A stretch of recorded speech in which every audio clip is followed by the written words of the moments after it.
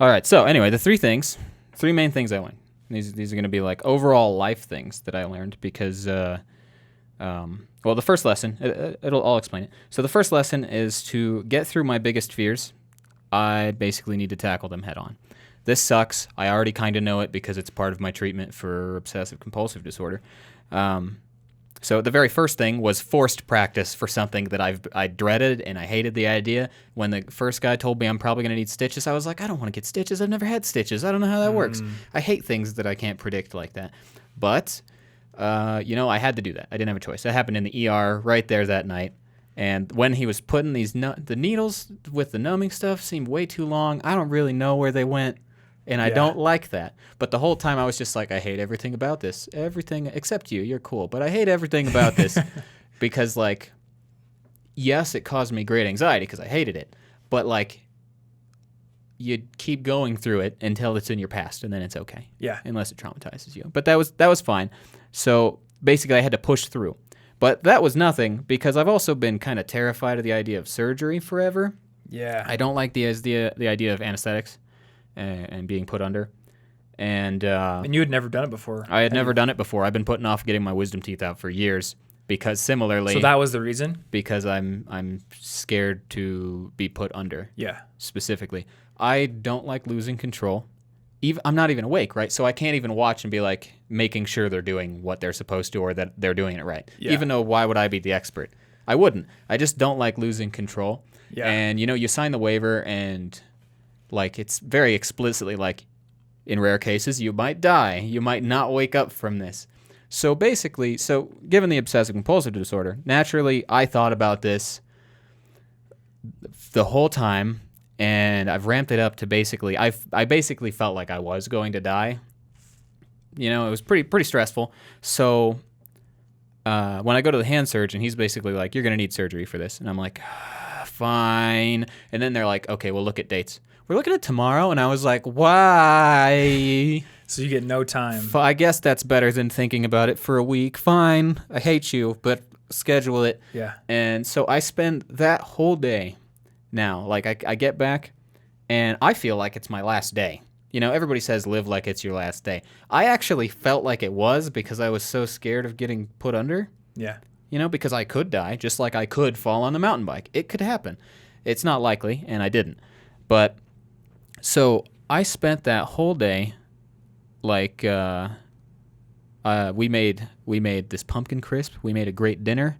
I spent more time with Ashley than I normally feel like I get to, because all of this stuff that I had been afraid about for the future, all the guilt that usually makes me work harder, was gone. What does it matter if you think you're about to die? Right.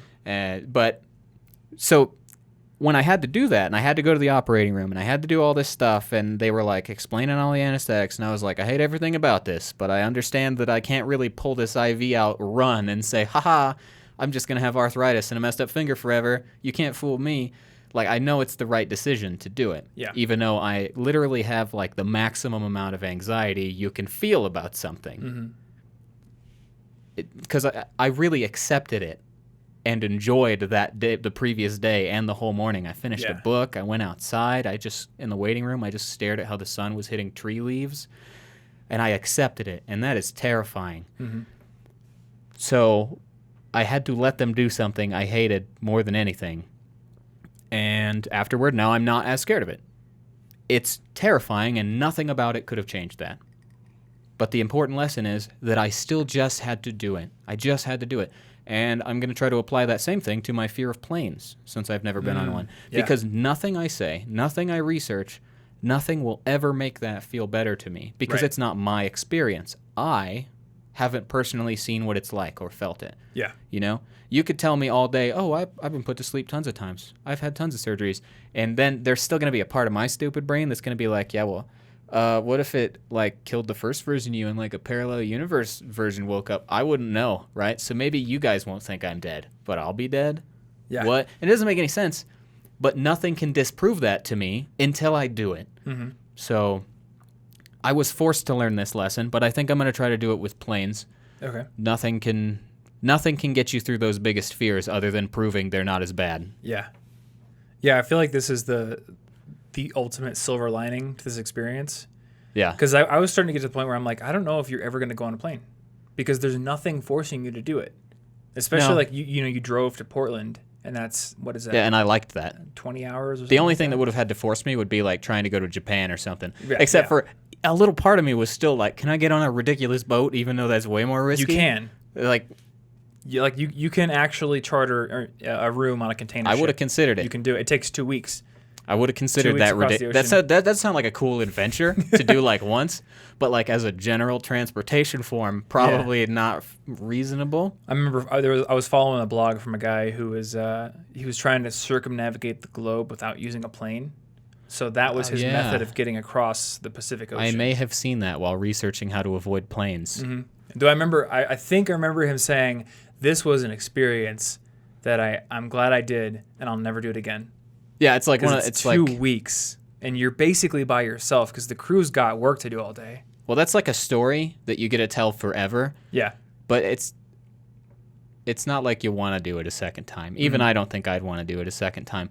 But it's very possible that fear could have kept me from doing it because the belief that you are not supposed to, that the solution to getting through something that causes you anxiety or fear is to wait until it's not so scary. yeah, It's just always scary. that doesn't make any sense because every single time I avoid flying, every single time I avoid a surgery, I'm still safe. So my mind is like, see that?